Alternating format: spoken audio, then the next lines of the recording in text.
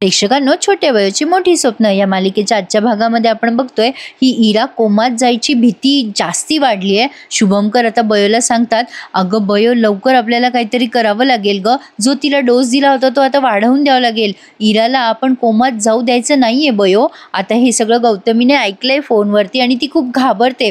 आता इराची कंडिशन जरा क्रिटिकल होत चालली आहे। गौतमीने लगेच आरवला कॉन्टॅक्ट करायचा प्रयत्न केलाय आणि ती आरवला विचारते हे सगळं कसं झालं, काय झालं इराला। आरव बिचारा आधीच टेन्शन मध्ये असतो आणि खूप रडत असतो आणि आता तो रडत रडत त्या गौतमीला सगळी हकीकत सांगतो की असं असं झालं म्हणून। आता गौतमी शेवटी कशी असली तरी आईच आहे ना प्रेक्षकांनो, आणि आता ती खूप रडायला लागते आणि म्हणते, आरव तू तू बेटा काळजी करू नकोस। आता आरव म्हणतो, मम्मा कशी आहे ग इरा। आता ही काहीच बोलत नाही गौतमी म्हणते ती कुठे आहे मला तेच माहिती नाही। मग आरव सांगतो तिला की ती आपल्या हॉस्पिटलमध्ये, तू जा भेटायला। गौतमी अगदी आहेत त्या परिस्थितीत निघाली आहे इराला भेटायला। आता इकडे शुभमकर इराला उठवण्याचा प्रयत्न करत असतात। इरा बेटा तू उठ, मी एरवी तुला खूप ओरडतो, शांत बस, रागराग करू नकोस, पण तू इतकी शांत बसशील असं वाटलं नव्हतं ग बेटा, उठ न। आता त्या नर्स असतात तिथे, त्या म्हणतात की सर टेन्शन नका घेऊ, तुमची पुण्याई खूप आहे, तुमची इरा नक्की बरी होईल बघा। बयो सुद्धा प्रार्थना करत असते आणि शुभमकरांना म्हणते, बाबा रवळनाथ आहे आपल्या पाठीशी, काही काळजी करू नका। आणि आता अचानक त्यांनी असं दाखवलंय की त्या इराचे पल्स रेट अगदी नॉर्मलवर आलेत आणि आता ते खूप खुश होतात बयो आणि शुभमकर। आणि आता तिथे पुढे ना ते काहीतरी त्यांचं डॉक्टर की भाषेमध्ये बोलतात प्रेक्षकांनो, म्हणजे तिच्या नसांच्या प्लॉट्सवरती परिणाम झालेला आहे साप चावल्यामुळे, ते विष जे आहे ना ते शरीरात भिनतं। तर मग आता ते तिथे डिस्कस करतात शुभमकर आणि बयो। बऱ्याच वेळ त्यांनी दाखवलंय ते डिस्कशन की आता कुठल्या नसांमुळे, म्हणजे कुठलं डोस दिल्यामुळे काय होईल, काय ट्रीटमेंट करायची। बयो म्हणते की असं असं करू आपण वगैरे वगैरे। तर आता इथे पुढे आपण पाहतोय इराला भेटायला आता गौतमी आली आहे। गौतमी खूप रडते आणि म्हणत असते, इरा काय झालं बेटा, तुला उठ न ग, असं का पडलीयस तू। आता ही बयो म्हणत असते, अहो इराची आई, असं तिच्या एकदम जवळ जाऊ नका, तिच्यावर उपचार सुरू आहेत।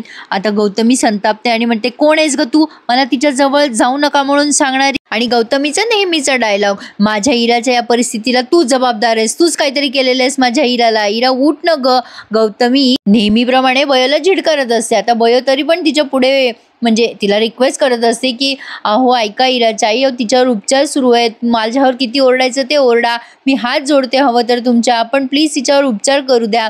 आता गौतमी तिलाच धमकवते, माझ्या इराला काही झालं ना तर याद राख, सोडणार नाही मी तुला, नेहमीप्रमाणे। पण आता गौतमी जरा जास्ती चिडलेली आहे आणि दुःखात पण आहे ती प्रेक्षकांना। शेवटी ती पण एक आईच आहे ना प्रेक्षकांनो, मगाशी म्हटल्याप्रमाणे, आणि आता तिला खूप त्रास होतोय इराचं असं झालंय म्हणून।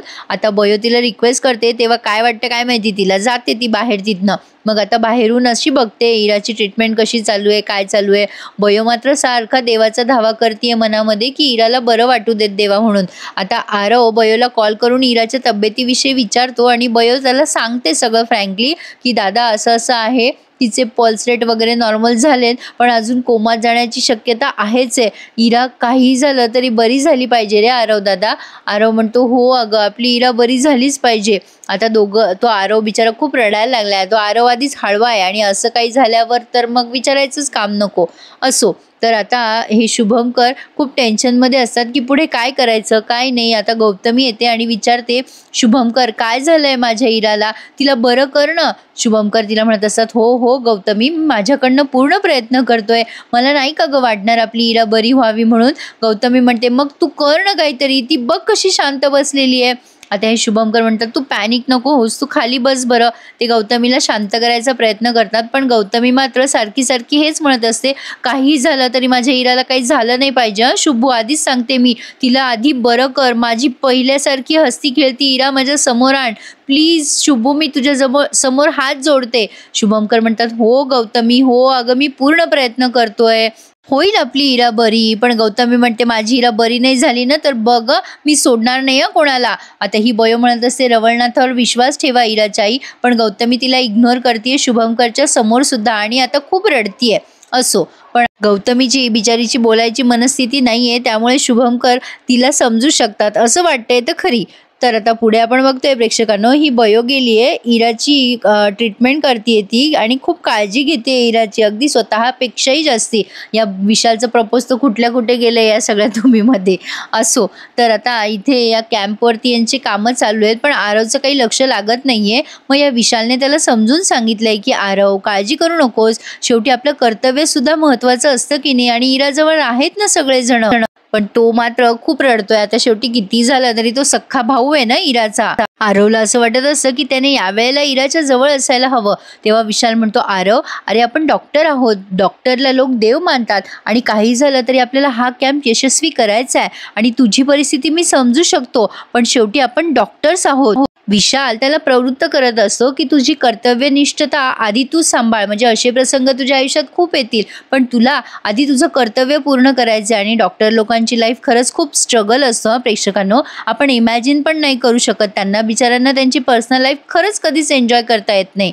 असो, तर आता इथे आपण बघतोय इराला अजून काही शुद्ध आली नाहीये. गौतमी सारखी या शुभंकरला म्हणत असते, शुभू तू काहीच का करत नाहीयेस, माझ्या इराला वाचव ना, अरे बघ कशी पडलीये ती. आता शुभंकर म्हणतात, होईल इरा बरी गौतमी, तू इतकं नको टेन्शन घेऊस आणि रडू नकोस. आणि विशाल पण आरवला समजवतो की इरा बरी होईल म्हणून. शुभंकर आता त्यांच्या त्या कॅबिनमध्ये जाऊन रडायला लागतात. सुमन जाते तिथे आणि म्हणते, दादा मी समजू शकते रे तुला जर माझ्याशी काही बोलायचं असेल तर मोकळेपणाने बोल तू. मग आता शुभंकर म्हणतात, अगं सुमन, मी डॉक्टर जरी असलो तरी बाप आहे ना गं, आज मला खूपच असं कळत नाहीये ग, म्हणजे मी काय रिॲक्ट होऊ. बघ ना माझी इरा, मी नेहमी तिला बोलायचो चुप बस, आणि आज अशी चुप्प बसली आहे की आता बोलायचं नावच घेत नाहीये. मला नाही सहन होते ग इराची ही परिस्थिती. मी बाप म्हणून काय करू ग आता, डॉक्टर म्हणून पण मी हरतोय.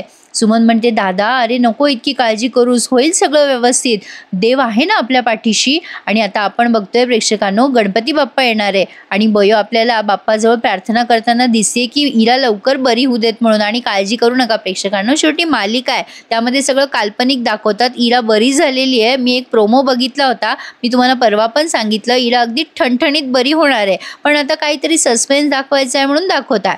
तर इथे तर हा भाग त्यांनी पूर्ण केलाय. आता पुढे त्यांनी तेच दाखवलंय की इराची तब्येत अजून जरा क्रिटिकल झाली आहे. जवळजवळ इरा मृत्यूला शिवून आली आहे असं म्हणायला हरकत नाहीये प्रेक्षकांनो. आता बघूयात पुढे काय दाखवतील ते. आजचा भाग हा असा होता, त्यांनी एवढंच दाखवलेलं आहे. त्यामुळे कसा वाटला मला कमेंट करून कळवा, आणि मालिका आहे एन्जॉय करा, सबस्क्राईब करा, लाईक करा. धन्यवाद.